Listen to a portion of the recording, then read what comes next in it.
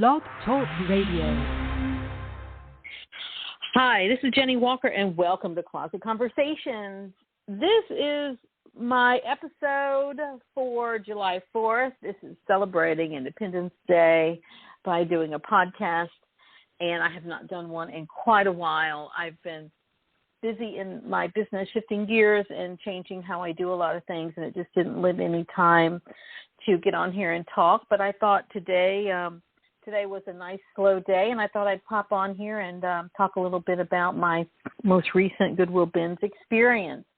I don't normally source at the Goodwill bins. I would love to. I forget how good it can be. It is not near me. I'm in Pasadena. The bins is in LA. It is 15 minutes away on the highway. Now, it doesn't sound like it's very far. But for someone like me who doesn't drive highways, and it seemed like a million miles away. So the other day I got a new car, and I'm looking for reasons to get on the highway, to get my highway driving up to speed, because I've only been driving the street level roads for a number of years now. And I thought, well, what is an incentive? So I thought, well, this would be a great incentive for me to get my Maps app out and just go to the Goodwill bin. So I did. I did get lost on the way. I went on the wrong highway and all that, but I did finally get there. And it was great. And what I liked about it, one, was being all by myself. And every bins trip I've made prior to this, I was with other people. And I can tell you that I had been wanting to go by myself for a long time, because being with other people, your time is not your own, and so you have to be mindful and respectful that other people have places to be or things to do or commitments and things like that. And so every time I've been, I always felt rushed. And this time I thought, I'm going to go. I won't be rushed, because I've driven myself there, and I will be driving myself home, and I can just take as much time as I need to quietly source things that I have found, because it's such a frenzy to dig it out, right? You're digging really quickly. There's a lot of intensity, a lot of people around, new cards coming out, things like that, people running out. If you've been there, it can be really, really chaotic and busy and really hard to focus. And so I thought, well, this would be great. And it turned out really, really well. And I was so glad I went by myself. And going forward, while I will always accept an invitation to go from another person, this experience going by myself was really ideal. Several times with my big old pile, because the way I source is anything that looks halfway interesting, I just throw it in my buggy and then I sort it later. Make those decisions in the moment, because I can't think straight. So several times I went over to a corner, to the furniture section, and would quietly go through the pile and weed things out and throw them back. And I loved that. And so a lot has changed about the kinds of things I look for at the bins. Like, I didn't used to look for vintage or anything like that, but now that I have a booth at the Pasadena Antique Mall, I certainly was looking for vintage. So that's new for me. I'm always looking for something different, something that pops, something that makes sense within the things that I already sell in my Poshmark closet, because I do try to attract the same person. In other words, if a person likes one thing in my closet, they should like most things in my closet. So that's kind of, even when I'm shopping for vintage, I look for very specific colors and things like that. So mostly my items are black with a pop of color, reminding me of the 1980s. There are exceptions, of course. So anyway, so I went. It was great, and I wanted to tell you some about how I source and what I look for and what I found. So the reason I thought about this is I was in the Goodwill regular store where I always go. There's two in Pasadena, and the clerk happened to mention me. She goes, you always pick the best stuff. And she says, I always think there's nothing in here, but you come up here and you've got this pile of stuff, and I just think that's incredible. And I said, well, I have a certain eye. I look for certain things. But I said, I talked to her about how when I go through the racks, I'm not looking for brands. My eye is looking for texture, fabric. So I'm looking for wool. I'm looking for leather, faux leather, lace, something bedazzled or sparkled, that kind of thing. I'm looking for quality. And I have been a really good consumer my whole life. So I can spot quality because I've spent so much time touching, feeling, observing, being around high-end fashion and low-end fashion, my whole life. So I can spot quality a mile away. And so that is something that I use when I go to the bins. I'm looking for texture. I'm looking for certain patterns, certain colors, certain fabrics, and things like that. So it's easy for me to go through one of the bins and be like, know that the fabric is an inexpensive fabric, and so I'm not even going to look there. Because what I don't need is any more inexpensive items. And I have never been the person who was high volume, low price anyway. So that I just leave for the person who's interested in that. So yes, I look for those things. So when I take a look at kind of what I got, I have some of it on a table near me that I'm going to talk about. But in terms of the kinds of things, I was able to find some really unique vintage, including like a dress from the 80s. And I lived through the 80s, so I could spot the 80s in a second. But like I have like a blue crepe dress with kind of, it's draped to one side with the shoulder pads. The back is out, and it kind of flares at the bottom. And has like some sequins all over it and some faux pearls. So like I have an 80s dress. I have an 80s jacket that actually looks really, really good. It looks like one of the, Balmain jackets with the double-breasted, but it's vintage, missing a button, but no one cares, but it's made of linen. So I've picked that up. I find a ton in this community of those Asian style, actually they're Chinese dresses. I can't pronounce it. It's the Chinese traditional dress, starts with a C. And I find a ton of those all the time. And so I always look for those. They always sell at the Antique Mall. And I happen to find a classic all black velvet one, which will be great. And so some of the other things I found that were vintage is this traditional costume. It's probably from Mexico. It's this beautiful, very heavy, very full traditional skirt with bows on each side. And at the bottom, it has these super bright ribbons of yellow, blue, green, with white lace trim at the bottom. It looks like it's perfect for, it's like a costume piece. Someone probably had a frilly blouse or something that went with that. I did find something really, I wasn't going to get it, and this I wanted to talk to you about. One of the things I've learned is, I said in a previous podcast that one of my main mistakes in sourcing vintage was I wouldn't buy things that had problems. And it's because I didn't know how to solve the problems. There's a lot of people who know how to work with clothing to fix a zipper or fix a tear or do something like that. But I found this amazing bright purple Victor Costa made in USA 1980s dress. It had pills all over it. Like I'm talking the kind of pills where you would look at that and go, that can't be fixed. But I took a look at it. It was kind of peeking out. It has like tulle underneath it. It's just so cool. And I looked at it and I saw all of the problems where this fabric, which is definitely not a silk, it's like a polyester, like a really dull polyester satin. And I thought, okay, I'm going to get this because it has the original belt, and I'm going to see if my depiller machine will fix it. And so sure enough, it did. It took every pill off. Now, it didn't fix where it has, how sometimes you'll get a slight little run in a fabric. There's some of those that obviously it can't fix that, but like every bit of the pilling came out. I was just stunned. So the next time I go, and certainly something for you to think about when you go to source, if something's a good piece but it's got a bunch of pilling on it, just get one of these pilling machines. I got one from, I don't know if it's Amazon. I think it was called Wonderlint. And I don't get any credit if you buy one, but a Wonderlint, it's a really substantial one. It's big, almost like half the size of an iron. And it has solved so many problems. So when I'm sourcing, certainly a place like the bins where there's a lot of friction and things like that, I don't have any problems now picking up something that needs pilling removed.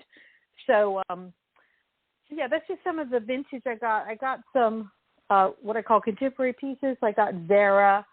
I got one that's completely pilled, a Zara knit onesie or jumper or whatever you want to call it. Needs to be pilled with an ivory wool. I will take care of that. Found a Tommy Hilfiger vintage like zipper hoodie, and on the back it has embroidered Tommy with 3 stars in red, white, and blue on it, and a big H in the front, which I thought was terrific. I have a not Karl Lagerfeld. I have a Broome Street by Kate Spade wool knit tunic sweater with lace at the bottom and faux pearls on the shoulders, which is amazing. I did pick up, I don't normally pick up J. Crew, but sometimes I'm just tortured by how cute it is. I have a black and white polka dot cotton basic button-down shirt in black and white by them, just because, you know, it's going to cost me like a dime. I have a Heart Moon Star. This is a brand I don't know much about, but when I have found it, people certainly have liked it. I found an ivory wool blend coat. It has all the buttons, and it has a satin ribbon at the neck, not at the neck, in the middle tie. Actually, it's 100% wool, and so that just needs to be steamed out. Another thing I found, just moderate, I only got it because the color is this hunter green jersey top by H&M. Looks like they never wore it, but it's all about the color for that one. I bought a vintage bra, a black lace, one of those ones like your grandma probably has. I don't see her branded. I'm sitting here staring at it. But all I know is it's one of those older ones where it's that, like, it's so old, it's like, I don't know, it's got to be 50s, with that little, like, pink and green flower in the middle on top of a black bow. But I've got that because lingerie is so hot right now.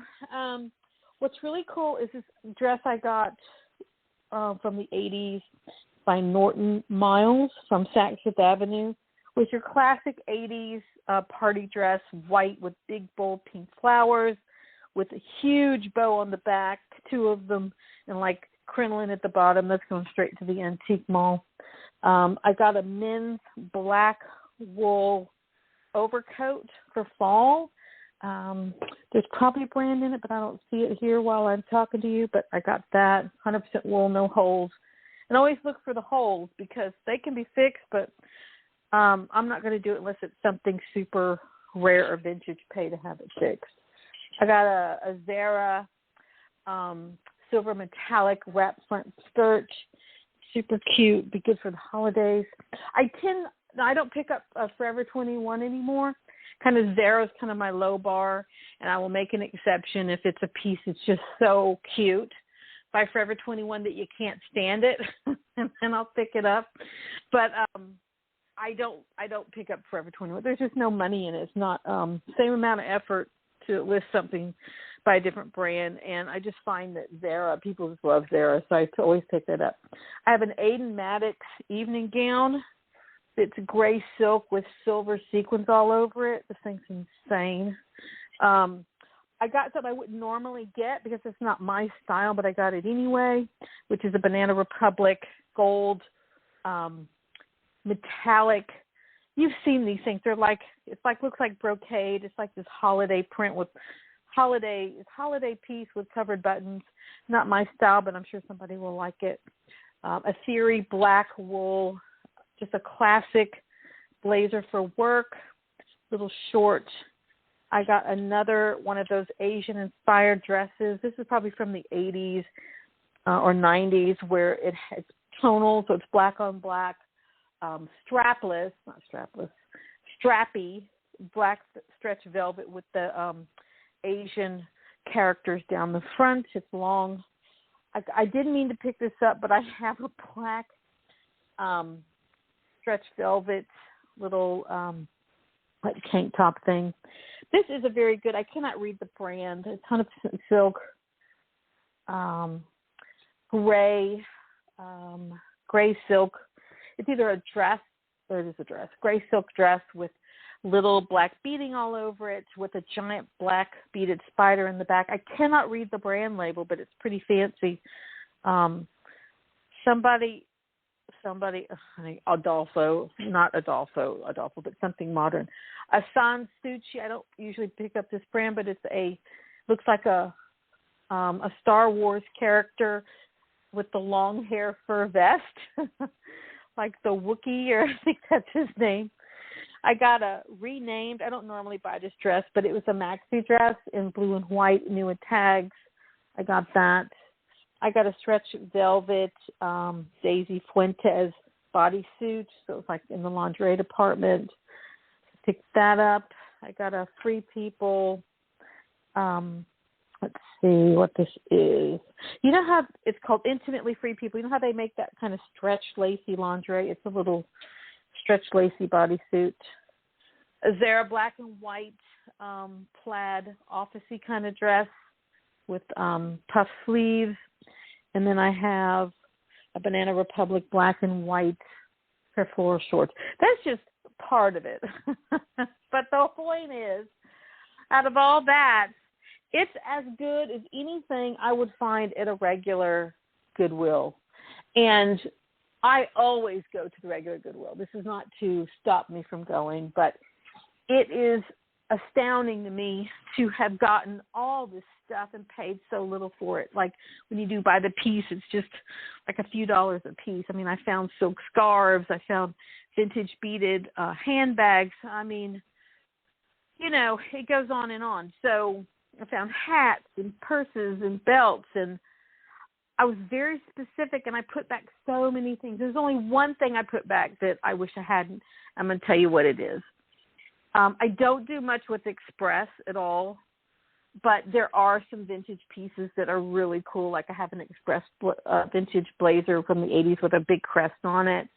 So I had picked that up at a regular Goodwill a regular Goodwill store. But I had put back a pair of red hot pant shorts, like red gabardine. They weren't wool, but, you know, like poly gabardine, red hot pants.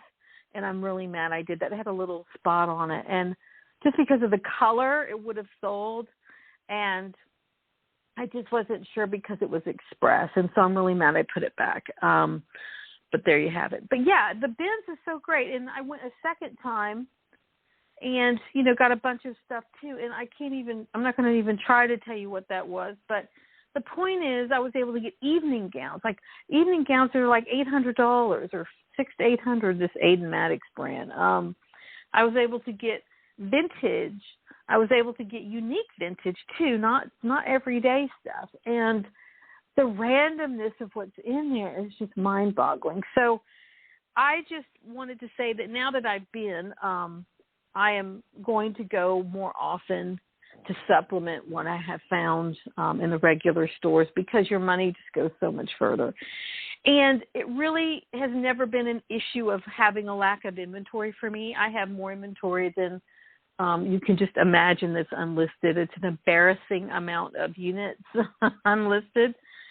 But the joy of sourcing is so great for me that, you know, it really is torture to, like, not go sourcing, because I'm pretty much sourcing every single day because of the rare vintage that I'm looking for. So I'm always looking. It's just part of what I do and who I am and what I enjoy. But going to the bins was a great reminder that there are alternatives if you're on a budget, or even about the budget. Even if you don't have a strict budget, go into the bins, just because of the uniqueness and the randomness of what's in there is completely worth it. Having said all that, I did go to the regular Goodwill the other day, and I'd gone in, and they were during COVID, man, they wouldn't let you touch anything, but, you know, everybody's kind of relaxed now. So it used to be when a new rack would come out, they let you know and you could run, take a look, and they're kind of getting back to that now. So they were pricing this rack behind, it was actually something you could see in this one location. They were pricing it for some reason behind the cash desk, which they don't normally do, but they do more of it recently. And I saw this one sleeve just poking out. And it was clear that the entire jacket was covered in white and black sequins, whatever it was, and it was an animal print.